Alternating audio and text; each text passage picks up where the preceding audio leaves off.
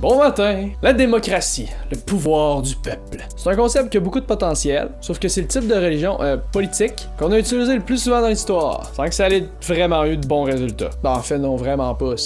Avant la démocratie, c'était la monarchie, qui était genre une sorte de dictature, mais avec une hiérarchie. Genre souvent, le peuple obéissait pas directement au roi. Il était plus comme une sorte d'esclave qui obéissait aux seigneurs dans leur seigneurie, ceux qui étaient genre le propriétaire du quartier. Ah, puis il obéissait à l'église. Ce qui en fait aussi un système politique. Anyway, même la monarchie est pas le système politique le plus utilisé dans l'histoire. En fait, historiquement, ça serait le système clanique qui aurait été le plus utilisé. Bon, évidemment, au sein de chaque clan, il y avait des systèmes politiques différents, mais ça reste des sous-catégories de clans. Quoique, quand on y pense, tout ça est basé sur le même principe. Tous nos systèmes politiques présents et passés sont basés sur la loi du plus fort. Même en démocratie, on choisit les gens qui sont soit plus riches, soit plus puissants, soit plus intelligents. On choisit ceux qui sont mieux que nous, ou qu'on imagine être plus imposants ou plus intelligents. Fait que c'est encore la loi du plus fort. Puis si tu te crois plus fort, plus intelligent ou plus brillant que nos politiciens, go! Sois en politique, on a désespérément besoin de mieux. Il y a tellement de choses qu'on peut pas changer comme citoyen. On n'a pas vraiment le droit de parole quand c'est le temps de choisir les sous-contractants qui vont réparer nos rues, produire notre électricité ou s'occuper de l'eau potable. Principalement parce que c'est des entreprises gouvernementales, puis qui ont le monopole. Un peu comme la SAC, alors la SAQ, qui peut vendre des alcools forts super chers parce qu'ils ont le monopole, ils ont pas de compétition.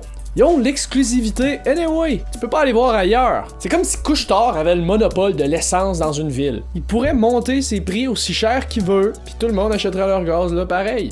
Mais par chance, on a la compétition. Puis par chance, on a l'argent. Puis ton argent, c'est la démocratie moderne. C'est avec ton argent que tu peux choisir quelle compagnie devrait avoir l'avenir dans son domaine. T'as le pouvoir de rendre une compagnie riche. En fait, toutes les compagnies les plus riches ont pris un peu d'argent dans les poches de chacun. Puis ça veut aussi dire que t'as le pouvoir de rendre une compagnie pauvre. C'est les blocus modernes. Le boycott, c'est les blocus modernes. Mais en fait, t'aurais le pouvoir si t'étais pas manipulé par les publicités qui t'influencent dans tous tes achats. Quoique les publicités, c'est pas tellement différent des campagnes électorales. Ils te disent qu'est-ce que tu veux entendre pour gagner ta confiance puis avoir ton vote ou ton argent. Puis ton vote, comme ton argent, leur permet de grossir puis d'être plus puissants puis de développer leur industrie. Fait que ton argent, c'est pas mal comme un vote.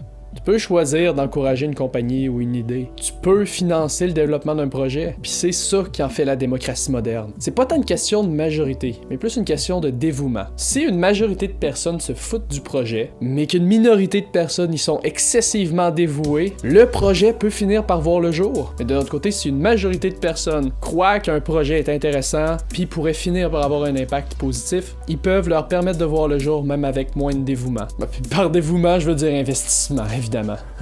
Anyway, c'est tout pour aujourd'hui. Si vous avez aimé le vidéo, partagez-le, appuyez sur le bouton j'aime, abonnez-vous à ma chaîne pour plus de vidéos. Puis on va se voir dans un prochain vidéo. À la prochaine, bye!